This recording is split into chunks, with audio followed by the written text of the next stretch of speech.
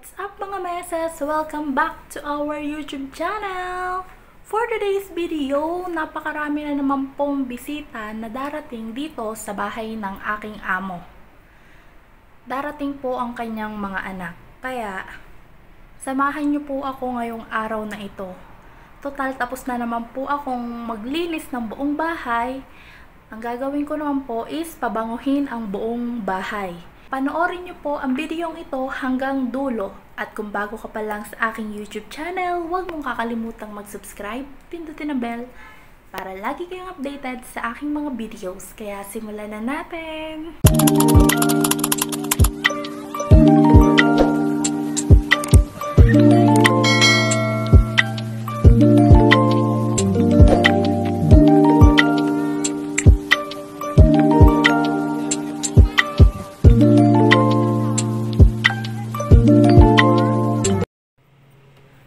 At ayan na nga mga meses, una ko munang gagawin ay pababagahin ko muna ang charcoal or sa Tagalog ay uling. At sa Arabic naman ay faham. So aantayin ko lamang po yan ng mga 3 to 5 minutes. Pag nagbaga na po siya ay pwede ko na pong baliktarin. At yung kabila naman po. At kapag talagang baga na po ito, ay ililipat ko na siya sa isang lalagyan. Hindi ko nga po alam kung bakit yan ang kanilang talagang pampabango ng bahay. Meron naman po silang air humidifier na lalagyan lang po ng scent para bumango ang bahay. Isasaksak mo lang po ito at kusa nang babango ang iyong bahay. Pero ito po talaga ang kanilang gusto. Ayan na nga po pala mga meses, ang kanyang lalagyan. Talagang meron po siyang lalagyan para hindi ka mapasok. At ililipat ko na din po siya dyan kapag okay na. At pauusukan ko na po ang lahat ng kwarto, ang buong bahay. Ari pong pagpapausok nito ay ang tawag ho sa amin sa Batangas ay insinsot kamangyan, pero dito ho sa Arabic ay faham. So ayan pong pinapakita kong kahoy, yan po yung pampabango niya na ilalagay mo dyan sa uling or sa charcoal.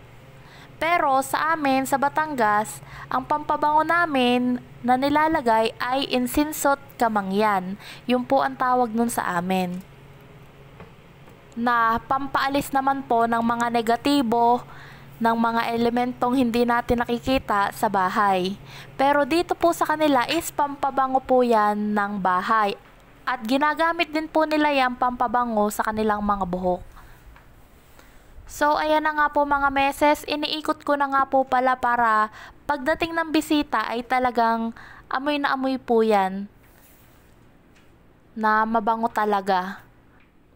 Alam nyo mga meses, hindi ko nga maintindihan ng camel. Bumili ng 3 pirasong humidifier. Pero hindi naman ginagamit. Simula nung pagdating ko, hindi pa nila ginagamit, naka-display lang. Kaganda ba ganong isasaksak mo na laang at kusa ng babango ang iyong bahay kahit hindi ka na magpaikot-ikot diyan. Bago tamad naman magpabaga ng uling. Diyos mio.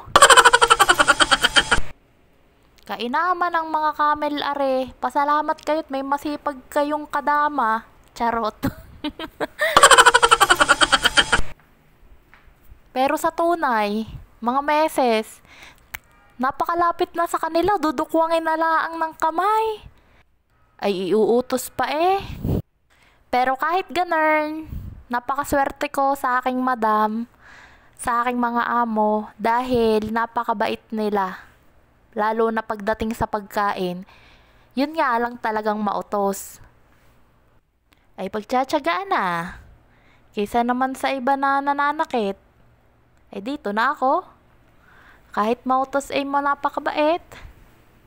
Kaya sa mga kapwa ko OFW na first timer din kagaya ko, magpasalamat tayo kung may mabait tayong amo at hindi nananakit at hindi madamot sa pagkain.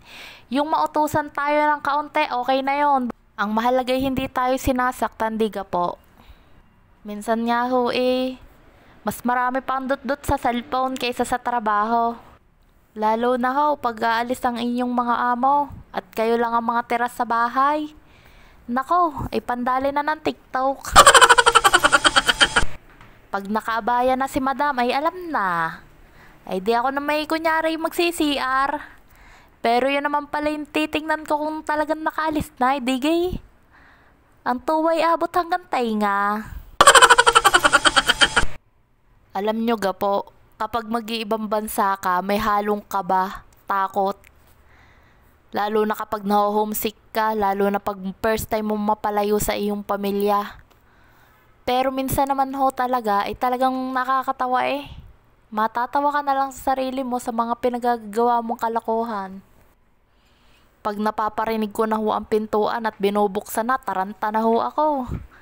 Ay dito na uli ako sa pwesto ko sa isang sulok para naman akong basang sisiw. Pag hindi ka po talaga nagpakatatag, ay talagang matatalo ka po ng homesick mo. Baka mamaya hindi mo mamalayan may sakit ka na pala. Kaya happy lang, enjoy life lang. Kahit mahirap, kakayanin para sa pangarap. Yearn naman.